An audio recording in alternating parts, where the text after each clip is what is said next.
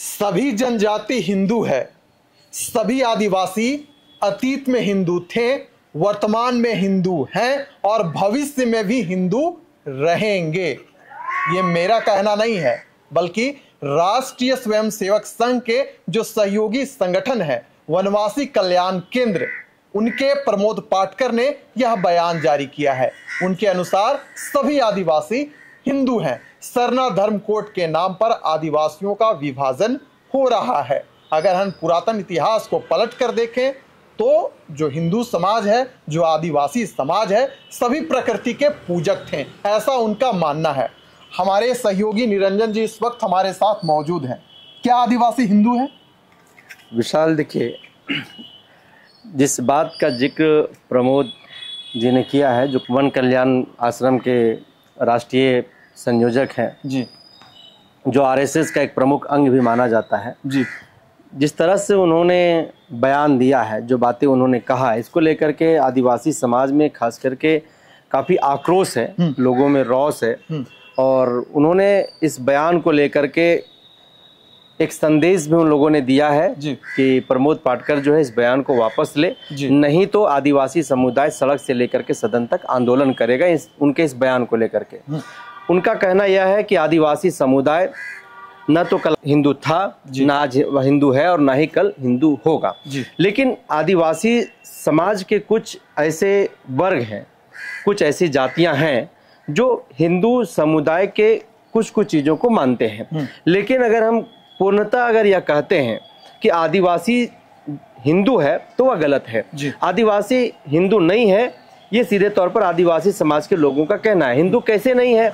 तो आदिवासी समुदाय का अपना एक कर्म है, अपना एक धर्म है।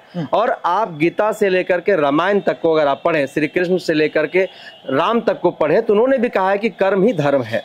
तो कर्म और धर्म के अनुसार जब चीज़ों की बंटवारा हुई है तो कहीं ना कहीं आदिवासी समुदाय को हम लोग यह जानते हैं कि यह प्राकृतिक पूजक होते हैं, या सूर्य की उपासना करते हैं, या जल जंगल जमीन को पूजने वाले लोग होते हैं। और बार बार इनका ये क्या अपना एक पक्ष है, बार बार एक बात को ये कहते हैं कि जब जब देश के अंदर जो मनुवादी व्यवस्था को स्थापित करने वाले लोग हैं, जो मनुवादी विचारधारा के लोग हैं, जो चाहते हैं कि इस देश में संविधान को खत्म करके यहाँ पर मनुवादी व्यवस्था को स्थापित किया जाए, वैसे ही प्रवृत्ति के लोग जो है आदिवासियों को लेकर के ऐसी बातें वो करते रहते हैं। इस पर उन्होंने एक और बात कहा कि प्रमोद जी ने कहा कि सरना धर्म कोड को लेकर के कुछ लोग जो हैं वो समाज को बांटने की कोशिश कर रहे हैं। वहीं जब आदिवासी समाज के कुछ अगुआ लोगों से हम लोग बातचीत कर रहे थे तो उन्होंने कहा कि सरना मेरी आस्था है, सरना मेरा पहचान है, सरना से हम लोग जागते हैं, सरना से हम लोग उठते हैं। सरना एक ऐसा हमारा मूल विचार है, ऐसा हमारा अवधारणा है जिसके तहत हमारी पहचान होती है, यानी कि हमारी अस्मिता को वो जोड़ती है। अगर इस पर कोई व्यक्ति, कोई शख्सियत, चाहे वो कितना भी बड़ा क्यों ना हो जाए, उसके खिलाफ में बोलेगा तो इसका घोर विरोध होगा।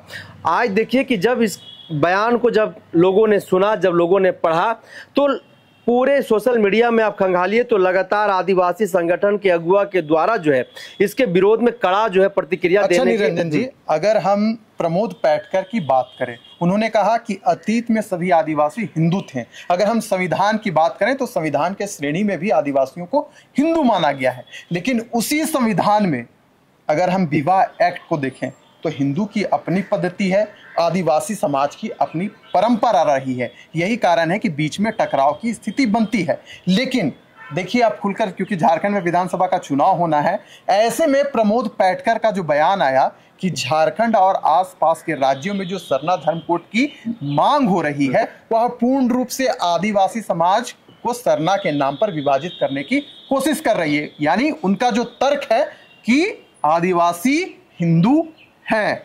और झारखंड की अगर हम बात करें तो लगातार सरना धर्म कोड की मांग की जा रही है। यही कारण रहा कि हेमंत सोरेन की सरकार जो अभी राज्य चला रही है, उन्होंने सरना धर्म कोड विधानसभा से पारित कर केंद्र को भेजने का काम किया था। इसे कैसे देखते हैं? देखिए, हेमंत सोरेन की नेतृत्व वाली सरकार बनने के 1 वर्ष बाद सरना कोड को लेकर के विशेष सत्र बुला करके विधेयक लाया और विधेयक को उन्होंने केंद्र सरकार को भेजने का काम किया जी। और इसका फल स्वरूप हेमंत सोरेन के नेतृत्व वाली सरकार और इंडिया गठबंधन को लोकसभा के चुनाव में भी मिला जी। पूरे आदिवासी समुदाय हेमंत सोरेन के साथ खड़ा दिखाई दिए, जिसके कारण यह हुआ कि 5 लोकसभा की सीटों पर उन्हें जीत हासिल हुई। चाहे वनवासी कल्याण आश्रम की बात हो, चाहे जनजातीय सुरक्षा मंच की बात हो, ये दोनों संगठन खास करके आदिवासी समुदाय के ऊपर लगातार इस तरह की बातें जो है वो कहते रहते हैं, जैसा कि आदिवासी समुदाय के अगुवा के लोगों का कहना है। आदिवासी समुदाय की हम बात करें तो लोग कहते हैं कि हमें वो लोग बता दें, वो लोग कहते हैं कि आदिवासी हिंदू है तो कैसे है। हमारा कुछ अपना तर्क है जो लोग कहते हैं कि जब वो लोग दीपावली मनाता है उस वक्त हमारे यहाँ पर जतरा का कार्यक्रम चलता है और जतरा में हम लोग जो है वो बलि प्रथा को करते हैं। हम उस दौरान जब तक बलि नहीं देंगे तब तक हमारा वह पूजा जो है वह सार्थक नहीं होगा। आप जब होली मनाते हैं उस वक्त हम लोग जो है वो दूसरा त्योहार को मनाते हैं। आप लोग इसी तरीके के कई जो है वो कार्यक्रम है, उनका अपना एक सोहराय है, तो सोहराय में भी हम बलि प्रथा के तहत जो है सो पूजा पाठ करते हैं। ऐसे कई कार्यक्रम है। आप जब दीपावली रामनवमी मनाते हैं, रामनवमी के वक्त हमारा जो है सरहुल का कार्यक्रम होता है, सरहुल में जो है वो हम लोग बलि प्रथा हमारा है।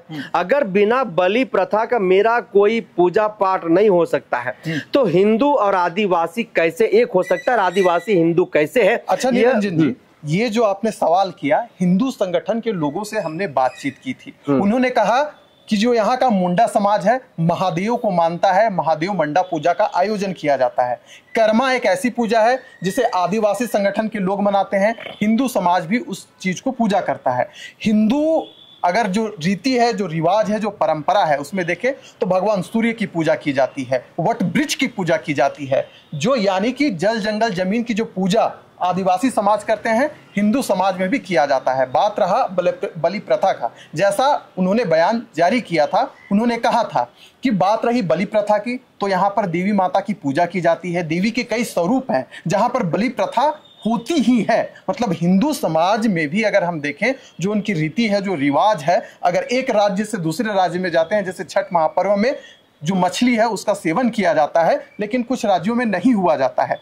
यही कारण तो है कि हिंदू संगठन कहते हैं कि आदिवासी समाज भी हिंदू है। कई सारे तर्क उन्होंने प्रस्तुत किया था, हम लोगों ने जो चर्चा की थी उसमें। इस पर देखिए विशाल, जो तर्क है हिंदू संगठन के अगुवा लोगों का जी, अगर उसके इतर हम लोग अगर आदिवासी संगठन के अगुवा लोगों का बात करें, विशेषज्ञों की बात करें, तो उनका स्पष्ट तौर पर कई बातों को लेकर के उनकी भी अपनी एक जो है वो तर्क है। सीधे तौर पर तर्क यह है कि आदिवासी समुदाय जल जंगल जमीन का पूजक होता है। बिल्कुल, आज भी आदिवासी समुदाय कीड़ों मकोड़ों को जो है खाता है। जंगल में रहने वाले लोग कंद मूल पर जो है वो जीवित रहता है। हिंदू समाज के लोग क्या इस पे रह सकते हैं? हिंदू समाज के लोग जो हैं वो जिस तरीके से पूजा पाठ करते हैं, अगर कुछ कुछ जगहों को हम छोड़ दें, उनका कहना है कुछ चीजें मिलती है, लेकिन कुछ चीजों के मिला देने भर से केवल कोई आदिवासी और कोई हिंदू तो नहीं हो जाएगा। वो बार बार कह रहे हैं कि जैसा आप कह रहे हैं कि हम मंडा पूजा करते हैं, मुंडा लोग करते हैं, ठीक है मंडा पूजा करते हैं, लेकिन मंडा पूजा को समझना पड़ेगा कि हम शंकर भगवान की, आप बुढ़वा महादेव की बात कर रहे हैं, तो उस बुढ़वा महादेव का इतिहास को जानना पड़ेगा कि बुढ़वा महादेव से आदिवासियों का क्या लगाव है, क्या उनकी परंपरा, क्या उनकी इतिहास रही है। इस संदर्भ में सबसे पहली बात जानना होगा लोगों को। दूसरी बात, वो जो कह रहे हैं कि हम जब सोहराय करते हैं तब आप दीपावली मनाते हैं, हम जब सरहुल मनाते हैं तब आप रामनवमी मनाते हैं, ऐसे कई त्योहार हैं उनके जो दूर दूर तक कोई मैच नहीं करता है। कुछ संगठन, कुछ समुदाय के लोग हैं, कुछ जाति के लोग हैं आदिवासी में जो अपने आप को हिंदू मानते हैं, तो हिंदू में धर्मांतरण किए गए हैं। जिस तरह से जनजातीय सुरक्षा मंच हो, वनवासी कल्याण आश्रम हो, जो जिस तरह से लोग कहते हैं कि आदिवासी धर्मांतरण करके जो है क्रिश्चियन बन जा रहे हैं, तो ठीक उसी तरीके से धर्मांतरण करके वो हिंदू बन गए हैं। हिंदू इसलिए, इसके पीछे भी एक आप सच्चाई में जाइएगा तो आपको सच्चाई यह दिखाई देगा, जो आदिवासी संगठन के लोगों का कहना है कि वो लोग, जो लोग हिंदू बने हैं, जो लोगों ने हिंदू बनने के लोगों को प्रेरणा दी है, तो आप उनको देखिए, उनके अगुवा किसी न किसी राजनीतिक पार्टी से ताल्लुकात रखते हैं। वो अपनी राजनीतिक महत्वाकांक्षा के लिए जो है अपने आप को हिंदू बना लिया है। ऐसे इनकी अपनी अलग एक तर्क है। और आप इतिहास के पन्नों में जाइए तो कहीं से भी दूर दूर तक आदिवासी हिंदू नहीं है। और बात जो रही सरना धर्म कोड की, तो सरना धर्म कोड को लेकर के भी अपनी एक अलग जो है इनकी अलग एक तर्क है। हम आज झारखंड में 86 लाख हमारी आबादी, 32 जनजातीय समुदाय झारखंड में है। पूरे देश में 735 से ज्यादा जनजातीय समुदाय निवास करती है।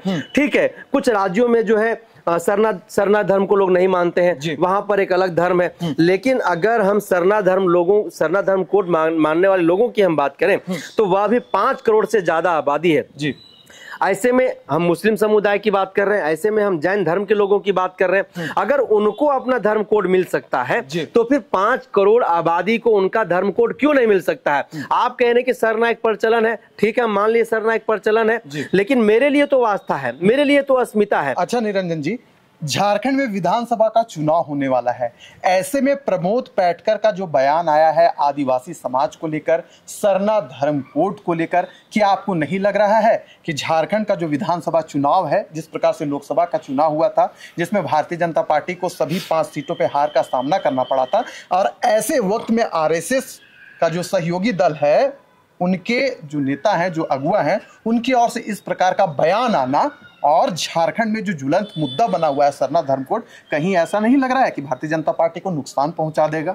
बिल्कुल नुकसान पहुंचाने वाला ही यह बयान है जी। खास करके आरएसएस का सबसे मजबूत सहयोगी संगठन है वनवासी कल्याण आश्रम जी, और उसके वो राष्ट्रीय संयोजक हैं प्रभारी जी। तो कहीं ना कहीं अगर वैसा पदाधिकारी, वैसा व्यक्ति संगठन का इस तरीके का बयान देता है तो इसका सीधा प्रभाव भाजपा को भुगतना पड़ेगा। और झारखंड में इन लोगों ने इस तरीके के परिणाम को भुगत चुका है और बहुत महीने नहीं बीते हैं। ऐसे में झारखंड के आदिवासियों में, उड़ीसा के आदिवासियों में, छत्तीसगढ़ के आदिवासियों में जो आक्रोश पनपता हुआ दिखाई दे रहा है। सामने 1 महीने के बाद विधानसभा का चुनाव है और इस चुनाव में अगर यह स्टेटमेंट को ये वापस नहीं लेते, जैसा कि आदिवासी संगठनों का कहना है कि वो अपनी प्रतिक्रिया को वापस ले, नहीं तो इसका परिणाम भुगतना पड़ेगा। तो आने की परिणाम भुगतना पड़ेगा, तो वो चुनाव का कहीं ना कहीं वो लोग सीधे तौर पर एक चुनौती दे रहे हैं कि अगर आप इस तरीके का बयान को वापस नहीं लेते हैं प्रमोद जी, तो आपको आगामी विधानसभा के चुनाव में झारखंड के 28 के 28 सीटों पर हार का सामना करना पड़ेगा। आप यहां पर 28 सीटों पर सपना भी नहीं देख सकते, क्योंकि झारखंड के आदिवासी आज हेमंत सोरेन के साथ है, इंडिया गठबंधन के साथ है। इसलिए भी साथ है क्योंकि हेमंत सोरेन ने सरना धर्म कोड की बात की, उन्होंने विधेयक लाया, विधेयक लाकर केंद्र को भेज दिया। उन्होंने ओबीसी की बात किया, ओबीसी का भी विधेयक लाया, उन्होंने आगे बढ़ा दिया। तो कहीं ना कहीं झारखंड के हित में हेमंत सोरेन ने कुछ तो काम किया है और हेमंत सोरेन के पक्ष में आज झारखंड के तमाम वैसे झारखंड वासी, मूलवासी, आदिवासी उनके साथ खड़े हैं जी। चलिए, तो प्रमोद पैटकर ने जो बयान दिया है आदिवासी समाज को लेकर, जनजाति, सभी जनजाति को लेकर, वो एक नया मोड़ झारखंड में छेड़ चुके हैं। ऐसा हम नहीं बल्कि आदिवासी समाज कि जो लोग हैं वही कह रहे हैं। निरंजन जी ने उन लोगों से बात की थी। अब देखने वाली बात है कि प्रमोद पैटकर का जो बयान आया है झारखंड की राजनीति में क्या हलचल पैदा करता है। इस खबर से जुड़ी जो अपडेट है हम आगे भी आप तक पहुंचाते रहेंगे, लेकिन फिलहाल दीजिए हमें इजाजत।